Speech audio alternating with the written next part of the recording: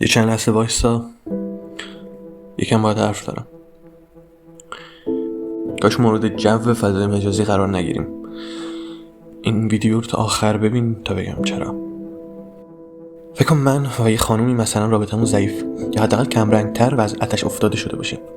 حالا من میام تو اینستا میگردم و میچرخم، یکی با یه دیت قشنگ و آهنگ احساسی با حسی که خودش صرفاً تجربه کرده میگه که عشقی وجود نداره و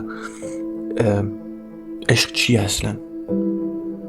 بعد منی که از احساس خودم مطمئنم به احساس اون دختر شک میکنم با این ویدیو. میدونی تو این بخش وقتی این چنین ویدیوهایی رو میبینی و از حس خودت مطمئنی به حس طرف مقابلت شک میکنی و از قضا ممکنه اون فردم چنین ویدیویی رو ببینه و چون به حس خودش مطمئنه حس تو رو تو ذهنش زیر سوال ببره. حالا چی میشه؟ یه رابطه میمونه که دو طرف به این رسیدن عشق وجود نداره، حس طرف مقابلش دروغه. اینجوری کم کم همینطور که میبینین عشق واقعا از بین میره، رابطه واقعی از بین میره. یه سری رابطه های کوچیک و تیکه تیکه و کوتاه شکل میگیره، با کوچیکترین چیز هم از بین میره.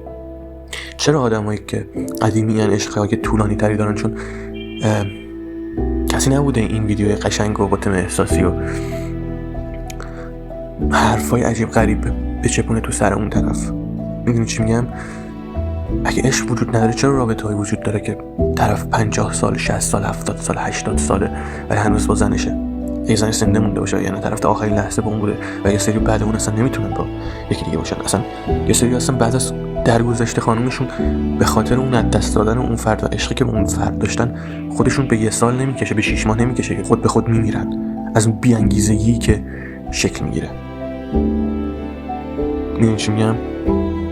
گاهی وقتا یه سری جمله‌های غیر واقعی تأثیر رو ذهن ما میذاره که اون اصلا تبدیل به واقعیت میشه، چون ما داریم اون جمله غیر واقعی رو هی پیچش میدیم، هی ناخونکش میزنیم، هی تو زندگیمون راش میدیم تا بالاخره به واقعیت تبدیل میشه و خراب میکنه همه چی. مرسی که تا آخر دیدی.